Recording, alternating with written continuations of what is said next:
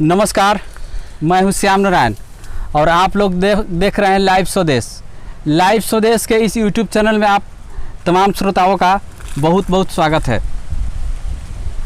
फलों का राजा आम, फलों में राजा का दर्जा दिया जाता है आम को, और वाकई में प्रकृति का यह अद्भुत चीज़ है।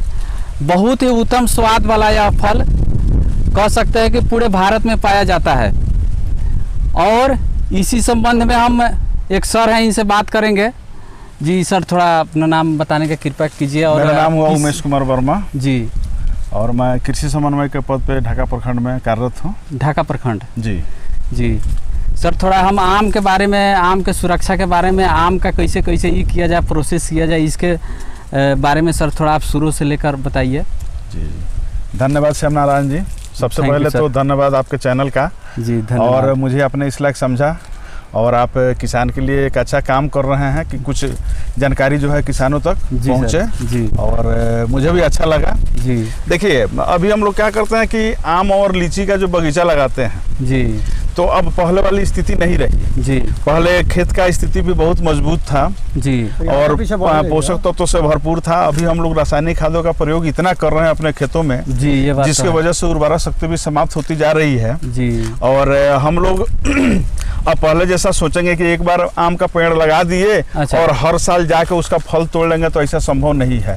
अब हर साल आपको आम या लीची के बगीचा में कुछ कर्षण क्रियाएं करना ही पड़ेगा। अगर आप नहीं करेंगे तो वही होगा कि इस साल फल लगेगा, अगले साल नहीं लगेगा, फिर उसके अगले साल फल लगेगा, फिर उसके अगले साल नहीं लगेगा, एक साल अल्टरनेट कर करके। तो इसके लिए क्या कर्षण का मतलब क्या हुआ, थोड़ा आम भाषा में किसानों को समझाइए। जी जी, एकदम बिल्कुल हम आम भाषा में समझाएंगे जी। जैसे कि हम लोग देख पा रहे हैं ये आम का मंजर, ये मेरे ख्याल से 6-7 साल का बगीचा है ये। अच्छा, है ना जी। तो इसमें सबसे बड़ा चीज है अच्छा कि जब भी हम लोग बगीचा लगाते हैं, अच्छा, तो एक बार जब पौधा फल अपना देता है तो एक तरह से समझिए कि अपने संतान का उत्पत्ति किया। अच्छा अच्छा।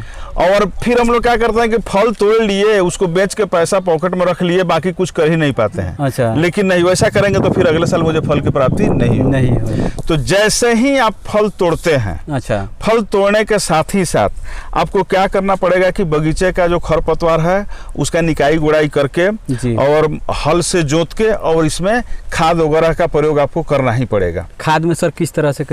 खाद का प्रयोग करने के लिए मैं सबसे पहले बताऊंगा कि अगर आपका एक आम का पेड़ 10 साल का है, कम से कम 10 साल का है, अच्छा, तो उसमें आप थोड़ा सा रासायनिक खाद डालेंगे। अच्छा। बाकी 10 से 12 किलो, एक पेड़ में 10 से 12 किलो के हिसाब से आप वर्मी कंपोस्ट डाल सकते हैं। अच्छा, वर्मी कंपोस्ट और गोबर की खाद दोनों लोग एक ही बोलते हैं, लेकिन दोनों में अंतर है। अच्छा। गोबर का खाद का आप प्रयोग करते हैं तो उसमें 8 से 9 पोषक तत्वों की प्राप्ति होती है। अच्छा। और वहीं आप वर्मी कंपोस्ट का बात करते हैं तो 15 से 16 पोषक तत्व उससे मिलते हैं जी। और उसके साथ साथ हम चाहेंगे कि एक पेड़ में 100 gram DAP, 100 gram urea, 50 gram potash, 50 gram zinc, 50 gram boron और 50 ग्राम थाइमेट, अच्छा, इसको आप मिक्स कर दें जी।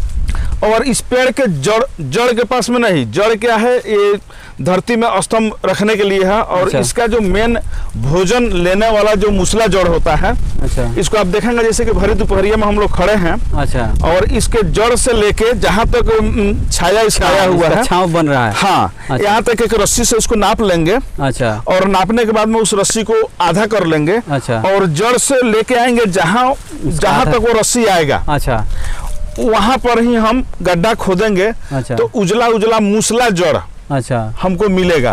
और वही मूसला जड़ होता है जो पोषक तत्व लेके पौधे को देता है जी। तो हम लोग को वही काम करना है। जैसे इसको पता चल जाएगा कि हाँ मेरा मूसला जड़ कहाँ है, वहाँ 1 फीट चौड़ा और 1 फीट गहरा गड्ढा खोदेंगे और रिंग बना लेंगे। अच्छा, रिंग बनाने के बाद में आप 10 से 12 किलो गोबर का खाद और जो हमने बताया 100 gram DAP, 100 gram urea, 50 gram potash, 50 gram zinc, 50 gram boron और 50 ग्राम थाइमेट उसमें मिक्स करके उस रिंग में आप डाल के हल्का सिंचाई कर देंगे।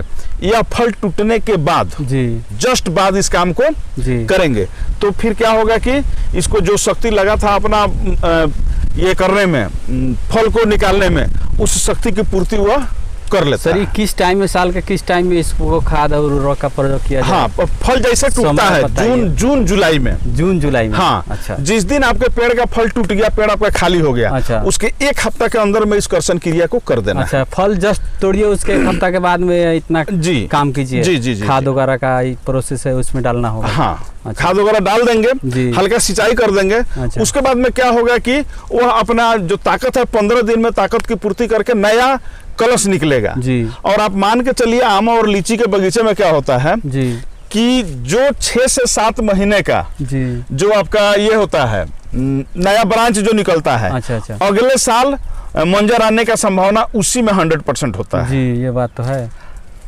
ये बात तो है। सर, कहने का मतलब है कि जो मंजर आता है उस पर दवा वगैरह का स्प्रे के बारे में थोड़ा बताइए किसानों को, कि किस अवस्था में, मतलब कि मंजर के किस अवस्था में दवा का स्प्रे किया जाए, कौन कौन सा दवा का स्प्रे किया जाए? देखिए, मंजर के टाइम में या फूल आने के टाइम में आपको ना जड़ में पानी देना है, अच्छा, ना उस पर किसी तरह का दवा का स्प्रे करना है। जी। दवा का स्प्रे आपको करना क्या है, जब सरसों के दाना के बराबर, अच्छा, जैसे कि ये देख पा रहे हैं अभी हम लोग सरसों के दाना के बराबर का ये अच्छा हो चुका है जी। अब यहाँ पे हम एक हल्का जो कीटनाशक है इमीडा का, अच्छा, मार्केट में आप जाएंगे तो इमीडा कंपोजिशन का कोई भी हल्का दवा लेके, अच्छा, उसका एक इमीडा क्लोरोप्राइड जी, उसका व्यवसायिक नाम से बहुत सारा मार्केट में दवा है, अलग है, उसको लेके आप इस पे स्प्रे कर सकते हैं। जी। और जैसे ये मटर के दाने के बराबर आए, मटर के दाने के बराबर में आता है, तो आप इसमें जड़ में हल्का सिंचाई आप जी शुरू कर दीजिए। अच्छा। जड़ के पास में नमी बनाना अच्छा अच्छा शुरू कर दीजिए। और तो सर, कहने का मतलब है इसमें कीड़ा भी लगता है, जैसे आम थोड़ा बड़ा हो जाता है उसमें कीड़ा का भी अटैक होता है। जी जी। और आम फटने का भी समस्या होता है, मेन समस्या ये सब है जी। तो देखिए, वही चीज हम बता रहे थे कि जैसे आप आम का फल टूटता है ना जी, उसके बाद में जो हम कर्षण क्रिया बताए कि उसमें खाद पानी आप दे दीजिए जी, उसी टाइम में अच्छा, अगर आप क्लोरीपाइरीफॉस एक दवा का स्प्रे अच्छा, आप कर देते हैं अपने पूरे बगीचा में जी कर देते हैं, तो मिट्टी में जितना तरह का जो कीड़ा रहता है वहां पर नष्ट हो जाएगा, जिसका सबसे बड़ा फायदा आपको ये होगा कि बरसात के बाद में वो कीड़ा आपके पेड़ पे नहीं चढ़ पाएगा। अगर इस काम को आप नहीं कर पाए हैं तो निश्चित आपके फल में कीड़ा का अटैक होगा। अच्छा, तो यही काम जो है इमीडा का आप मटर के दाना के बराबर में एक स्प्रे आप करते हैं। अच्छा। और दूसरा स्प्रे उसके 2 हफ्ता के बाद में फिर से आप अच्छा उससे थोड़ा सा पोटेंसी बढ़ा के अच्छा इसको कर सकते हैं। इसमें क्या होता है कि जो कीड़ा जब आपके पेड़ के ऊपर में एक बार चढ़ जाता है, अच्छा, तो जो भी आप देख रहे हैं ये जो दाना पकड़े हुए हैं जी, इसके जड़ पे आके वो एक अंडा छोड़ देता है। अच्छा, और धीरे धीरे ये फल बड़ा होता चला जाएगा और अंडा उसके अंदर चला जाता है। जी, जी, जी। और वहीं बाद में जब आप तोड़ते हैं फल को तो अंदर से आपको कीड़ा निकलता है। इस चीज से आप निजात पा सकते हैं जी। फल का जो फटने वाली जो समस्या है, फल फट जाता है, फल फटने का जो समस्या है उसका मुख्यतः 2 कारण होता है। अच्छा। एक होता है जो फ्रूट बोरर होता है। अच्छा। वो आके जैसे फल आपका थोड़ा सा बड़ा होगा, अच्छा, क्या बोलते हैं उसको, टिकोड़ा के साइज का होगा, तो आके बैठेगा उस पर डंक मार देगा। अच्छा, डंक मार देगा तो वहां से वो फल फटना चालू हो जाता है। या फिर दूसरा सबसे बड़ा कारण है कि आपके बगीचे के आधा किलोमीटर के अंदर में अच्छा कहीं ये है ईंट भट्टा वगैरह है। अच्छा, ईंट भट्टा वगैरह है तो उसके प्रदूषण से भी आपका फल फटना शुरू हो जाता है। शुरू में अगर दो स्प्रे अगर आप कर देते हैं किसी भी कीटनाशक का तो लगभग ये चीज समाप्त हो जाएगा। कीटनाशक का स्प्रे उस पर करना होगा जी। थोड़ा फल अगर बड़ा हो जाता है उस उस टाइम में भी आप कर सकते हैं। मटर के टाइम में आप स्प्रे कर दीजिए, उसके 2 हफ्ता के बाद में कर दीजिए तो मेरे ख्याल से शायद वो संभावनाएं नहीं रहेगी, वो संभावनाएं समाप्त हो जाएंगी। लाइव स्वदेश से बात करने के लिए आपको सर बहुत बहुत धन्यवाद है और अपना कीमती समय इसमें दिए, किसानों को जानकारी दिए। इसके तरफ से, मेरे तरफ से और तमाम दर्शकों के तरफ से आपका बहुत बहुत धन्यवाद है। धन्यवाद श्यामनारायण जी।